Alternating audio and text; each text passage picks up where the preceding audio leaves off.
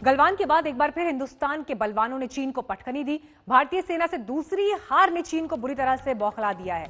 बौखलाहट में चीन की गीदड़ भभकी एक बार फिर सामने आ रही है, क्योंकि चीन के अखबार ग्लोबल टाइम्स के हवाले से यह कहा गया है कि चीन भारत को गंभीर सैन्य नुकसान पहुंचा सकता है। भारत किसी भ्रम में न रहे कि उसे इस मुद्दे पर वॉशिंगटन से कोई मदद मिलेगी। ग्लोबल टाइम्स, जो कि चीन की सरकार का मुखपत्र माना जाता है, इससे पहले भी भारत के खिलाफ इस तरह की खबरें छापता रहा है और एक बार फिर ग्लोबल टाइम्स ने जो घटना 29 और 30 अगस्त की रात को हुई है उसे लेकर यह कहा कि गंभीर सैन्य नुकसान झेलने के लिए भारत तैयार रहे और वॉशिंगटन से भी कोई मदद नहीं मिलेगी।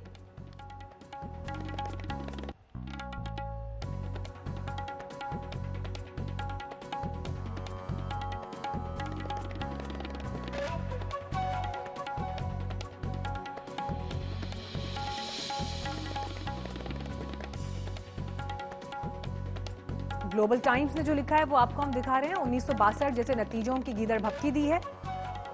अमेरिका से अच्छे रिश्तों पर घबराहट।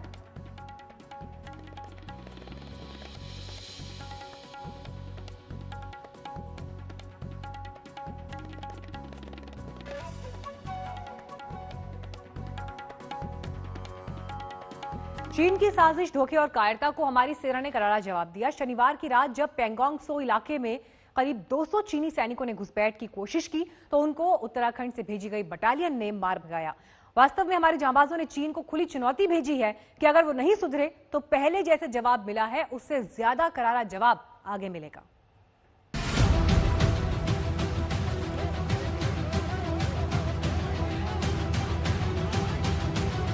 विस्तारवाद का युग समाप्त हो चुका है।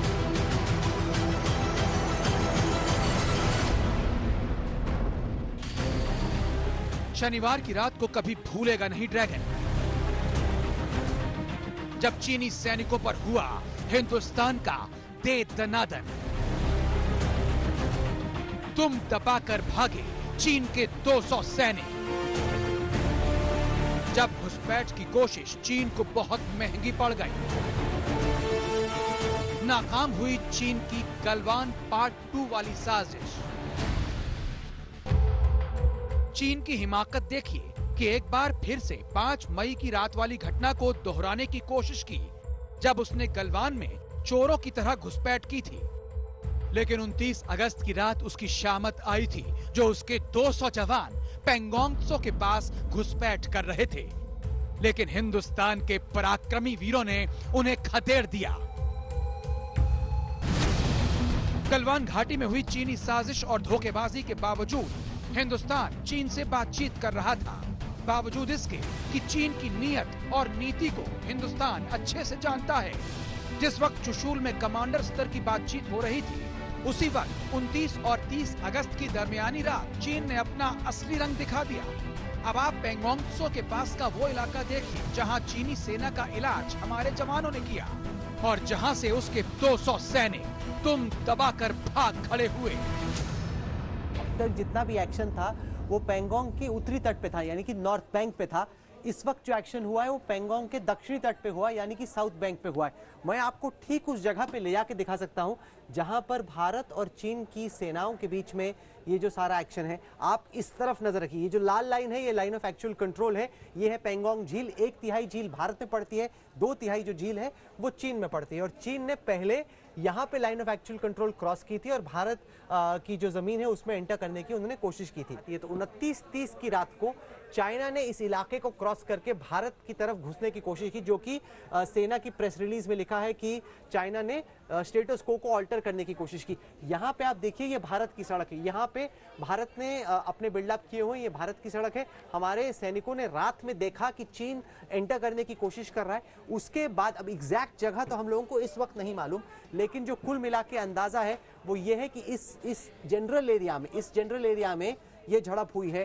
भारत और चीन की सेनाओं के बीच में हमने आइडेंटिफाई कर लिया है उस जगह को जहां पर भारत और चीन की सेनाओं के बीच में ये जंग हुआ। चूंकि इंडियन आर्मी वहां पे मुस्तैद थी और काफी अलर्ट पे थी, तो हमने स्पॉट किया कि चाइनीज आर्मी अंदर आने की कोशिश कर रही है और उसके बाद इंडियन आर्मी वहां पे मोबिलाइज हुई। ये 14 कोर का इलाका पड़ता है, पूरा लद्दाख का जो सेक्टर है वो 14 कोर का आर्मी का इलाका पड़ता है और वहां पे फिर हमने उनको पुश बैक किया। अब हम आपको समझाते हैं कि कैसे चीनी सैनिकों ने शनिवार की रात को घुसपैठ की कोशिश की। 29 अगस्त की रात 11 बजे की घटना है। पेंगोंग त्सो इलाके में चीनी सैनिकों ने घुसपैठ की कोशिश की। करीब 200 चीनी सैनिकों ने घुसपैठ की कोशिश की। चीनी सैनिक एसयूवी में सवार होकर आए थे, लेकिन हमारे जांबाज मुस्तैद थे, जिसके कारण झड़प हुई और आखिरकार चीनी सैनिकों को दुम दबाकर भागना पड़ा। हिंदुस्तान ने चीन के साथ बातचीत तो जारी रखी, लेकिन अपनी सैन्य तैयारियों में कोई कमी नहीं छोड़ी थी। चीन बस यही मात खा गया। उसने हर बार की तरह यही सोचा था कि हिंदुस्तान उसकी बातचीत के झांसे में आ जाएगा, लेकिन हिंदुस्तान की सरहदों की हिफाजत करने वाले जांबाज जी जान से जुटे थे। उन्हें पक्का अंदाजा है कि लातों के भूत बातों से कहां मानते हैं। ड्रैगन की रग रग से वाकिफ भारत ने अब तक एलएसी से अपनी सेना की तैनाती में कमी नहीं की है।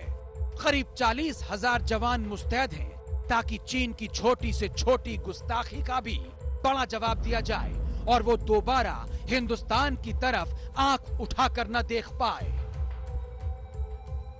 जहाँ तो हमें बातचीत का लेवल बढ़ाना पड़ेगा, जहाँ हमें उसको मिलिट्री की टर्म्स में मुंह तोड़ जवाब देना पड़ेगा, क्योंकि चाइना एडमेंट है लाइन ऑफ एक्चुअल कंट्रोल को चेंज करने के लिए। वो उसकी जो परसेप्शन अपने हिसाब से देखता है, वो उसको फिंगर 4 तक लाना चाहता है। तो ये हमारे लिए एक लॉन्ग टर्म जो घातक बात होगी, इसलिए हमें चाइना को चेक करना बहुत जरूरी है। शनिवार की रात चीन ने जो कुछ किया, उसके बावजूद हिंदुस्तान की नीति में कोई बदलाव नहीं आया है। वो बातचीत से समस्या का हल चाहता है, लेकिन अपनी सरहद की कीमत पर कतई नहीं। कुछ समय पहले ही chief of defence staff general Bipin Rawat ने कहा था, पूर्वी लद्दाख में चीनी पीपल्स लिबरेशन आर्मी के अतिक्रमण से निपटने के लिए भारत के पास एक सैन्य विकल्प मौजूद है, लेकिन इसका इस्तेमाल तभी किया जाएगा जब दोनों देशों की सेनाओं के बीच बातचीत विफल हो जाए। भारत का जोश तो हमेशा से हाई है, लेकिन इस बार 29 अगस्त की रात चीनी सैनिकों को जो मजा चखाया गया, उससे चीन को पता चल गया कि वक्त बदल चुका है, और अगर वो नहीं बदला तो उसकी जमीन खिसक जाएगी। मंजीत नेगी, दिल्ली, आज तक।